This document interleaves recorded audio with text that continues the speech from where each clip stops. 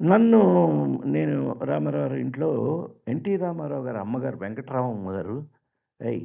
వాడు నా చేతిలో పుట్టాడురా" అంటే మా అమ్మగారు గడ్డి వేయడానికి వెళ్ళి నొప్పులొచ్చి పడిపోతే అక్కడే నేను పుట్టడం జరిగింది. గొడ్ల చావిట్లో. "వాడు నా చేతిలో పుట్టాడురా వాడిని జాగ్రత్త చూసుకో" అన్నారట. అందుకని రామారావు ఫిల్మ్ ఇన్‌స్టిట్యూట్‌కి గార్డియన్ ఫాదర్ అని ఉంటే గనక ఫాదర్ మీద గీత గీసి ఆయన గార్డియన్ ముందు రామారావు అని సంతకం పెట్టారు ఫిల్మ్ ఇన్స్టిట్యూట్‌కి. మద్రాస్ ఫిల్మ్ ఇన్స్టిట్యూట్‌కి. సో, ఆ విధంగా ఆయన మనమేమో చండాలంగా, సన్నగా, ఇంత పెద్ద జుట్టు అసహ్యంగా ఉండేవాడిని నేను. అప్పుడు టు బి వెరీ ఫ్రాంకు. అప్పుడు నువ్వు చూసున్నట్టయితే నాకు రాజేంద్రుడు లేదు, గజేంద్రుడు లేదు, మాయలోడు లేదు. కొబ్బరి బొండం అసలు లేదు. ఇతను నన్ను మొదలుపెట్టింది కొబ్బరి బొండంతో. దానికి సినిమాకి మ్యూజిక్ చేశాడు ఇతను. మామూలోడు కాదు ప్రొడ్యూసరు. సో, ఈ అతను అనుకుని ఆయన నన్ను అని ఎట్లా అంటే నా అదృష్టవశాత్తు రామారావు గారి తమ్ముడు త్రివిక్రమరావు. ఆయన అన్నాడు, "ఈడు ఇంజినీరింగ్ ఫస్ట్ క్లాస్ వచ్చింది వీడికి. వీడిని ఎక్కడ వేసినా 3 ఏళ్ళు ప ఉద్యోగం చేయడానికి 3 ఇయర్స్ కావాలంటున్నారు. ఈయన ఎట్లాగా టైం పాస్ చేయటం" అని చెప్పేసేసి నన్ను ఫిల్మ్ ఇన్స్టిట్యూట్‌లో ఇప్పుడే స్టార్ట్ చేశారు డివిఎస్ రాజు గారు వాళ్ళు. ఫస్ట్ బ్యాచ్ జరుగుతోంది అప్పుడు. రజనీకాంత్ బ్యాచ్ జరుగుతోంది. నారాయణరావు వీళ్ళందరూ. అందులో పడైతే ఒక 2 ఏళ్ళు ఈడు గొడవ మనకు ఉండదనుకుని నన్ను మారేశారు అందులో. ఐ వాస్ తెలుగు, తమిళ్, మలయాళం, కన్నడ 4 భాషలకి అప్పుడు మాకు ఎగ్జామినేషన్‌కి మమ్మల్ని కండక్ట్ చేసింది ఎవరో తెలుసండి? మా ఎగ్జామినేషన్స్ కండక్ట్ చేసింది బిఎన్ రెడ్డి గారు. మల్లీశ్వరి బిఎన్ రెడ్డి గారు. వారు నాకు 94 మార్కులేశారు. తెలుగు, తమిళ్, మలయాళం, కన్నడ 4 భాషల్లో నేను ఫస్ట్ వచ్చాను. అది తీసుకెళ్ళి రామారావు గారికి చూపించి, ఇదేండి వచ్చింది అనగానే, "ఏం గాడిద ఏం మీరు ఇంత సీరియసా? దట్స్ వెరీ గుడ్ బ్రహ్మాండం" అని ఫస్ట్ టైం నా జీవితంలో ఎన్టీ రామారావు గారు హగ్ ఇచ్చారు. ఆయన నన్ను first time good, very good, మా మా మా- మా నమ్మకాన్ని నిలబెట్టారు, దట్స్ వెరీ గుడ్ బ్రహ్మాండం. కానీ ఇక్కడుందండి బాంబు. ఊరికే నవ్వేసుకోవద్దు.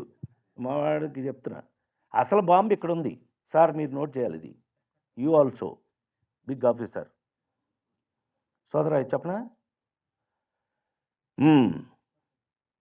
ఇప్పుడు తెలుగు సినిమా ఇండస్ట్రీలో మీకు వేషం ఎందుకు ఇవ్వాలి? ఇదేంటి ఎత్తగానే వేషం నీకెందుకు ఇవ్వాలంటే నేను, అవును, దేవుడి వేషం వేయాలంటే మమ్మల్ని పిలుస్తారు. అదే నిజ జీవితంలో వేద వేషాలు ఏమన్నా వెయ్యాలి అని అంటే బ్రదర్ నాగేశ్వరరావుని పిలుస్తారు. డిష్యం చేయాలంటే తమ్ముడు కృష్ణని పిలుస్తారు. ఒక అమ్మాయి కాకుండా ఇంకొక అమ్మాయితో రొమాన్స్ చేయాలి అది ఇదంటే తమ్ముడు శోభన్ బాబుని పిలుస్తారు. మిమ్మల్ని ఎందుకు పిలవాలి? మీరు ఎందుకు పనికొస్తారు? ఎందుకు పనికొస్తారు మీరు? నువ్వు నవ్వుతున్నావు, నాకు అప్పుడు నవ్వు పోయింది. ఫట్ మొహం బ్లాంక్ ఇలా పెట్టి ఆయన వదిలేసి ఆయన షూటింగ్కి వెళ్ళిపోయారు. ఏం చేయాలి? మీరైతే ఏం చేస్తారు బ్రదర్? మీరైతే ఏం చేస్తారు? నువ్వైతే ఏం చేస్తావు అబ్బాయి? సార్ పాత సార్ గారు మీరైతే ఏం చేస్తారు సార్? బ్లాంకు. అమ్మాయి రోడ్లు ఏమట, ఏమే అప్పుడు నువ్వు డబ్బింగ్లు చెబుతున్నావు, నీకు తెలియదు. నువ్వు హ్యాపీగా డబ్బింగ్లు చెబుతున్నావు. అప్పుడు డబ్బింగ్ జానకి మాకమ్మ తినటం, రోడ్లెమ్మట తిరగటం, తినటం, రోడ్లెమ్మట, ఇది నా పని. వారం రోజులు అయింది అబ్బాయి నాగబల. ఒక వారం 10 రోజుల పాటు తిని రోడ్లెమ్మట తిరుగుతున్నాం. ఇంకా మనకి జీవితం విరక్తి కలిగింది. ఓ పక్క నాకు ఏంటి, ఏమండి అందరూ ఏదో అనుకుంటారు, నేను చాలా ఈజీగా పెరిగాను అనుకుంటున్నారు. సారీ, మా నాన్నగారే బెత్తం. క్లాసులో ఎవడు తప్పు చేసినా మమ్మల్ని కొట్టేవాడు మా ఫాదరు. అంటే స్కూల్ టీచర్ ఆయన. అందుకని అలాంటిది ఉచ్చపడిపోయి అక్కడి నుంచి వచ్చి ఎక్కడ పడ్డాను నేను? పెనం మించి దూకి పొయ్యిలో పడ్డాను. మా నాన్నగారి దగ్గర నుంచి వచ్చి రామారావు దగ్గర పడ్డాను. ఉత్స పోయించడం ఎట్లాగో తెలుసండి. అందుకనే ఇవాళకి నాకు సిగరెట్ కానీ ఏమీ అలవాట్లు లేవు. కారణం ఏంటో తెలుసండి? ఎన్టీ రామారావు గారి ఇంట్లోంచి నాకు వార్నింగ్ ఫిల్మ్ ఇన్స్టిట్యూట్ చదివేటప్పుడు, నిన్ను పాండీ బజార్లో ఎప్పుడైనా కనిపిస్తే నువ్వు you are parcel to home, నిన్ను ఎత్తి మద్రాసు నుంచి పంపించేస్తారని నాకు వార్నింగు. వాళ్ళ బామ్మర్ది మేనేజరు గుర్తుందిగా నీకు, రుక్మంగదరావు. ఎంత ఉచ్చల పోస్తూ ఆయన అంత మాట అన్నారు. ఇప్పుడు నువ్వెందుకు పనికొస్తావు? ఇండస్ట్రీ నీకు ఏం వేషాలు ఇవ్వాలి? ఎవడివ్వాలి? ఎందుకివ్వాలి? 10 రోజులు తిరిగాక వుడ్‌లాండ్స్ అని ఉండేదండి. ఇటు మా ఇన్‌స్టిట్యూటు, అటు అమెరికన్ కాన్సులేటు, ఇటు వుడ్‌లాండ్స్ అని హోటల్ ఉండేది మద్రాసులో. ఈ పక్క మా రూములు. అయితే వుడ్‌లాండ్స్‌లో అప్పటికి రజనీకాంత్ గారు, శివాజీరావు మేమందరం అప్పటికి సాయంత్రం అయితే అక్కడ చేరటం, ఎవడి జేబులో డబ్బులుంటే వాడివ్వటం, ఉన్న టిఫిన్ ఏదో తినడం. మాకు పాపం మమ్మల్ని ఆ వుడ్‌లాండ్స్ చాలా బాగా చూశారు. సంవత్సరాల కొద్దీ ఆ చెట్ల కింద. "ఒరేయ్ రాజేంద్ర మేము వెళ్తున్నాం నువ్వు వస్తావా?" "మీరెక్కడికెళ్తున్నారు? నేనెక్కడికి రావాలి?" అని అడిగా.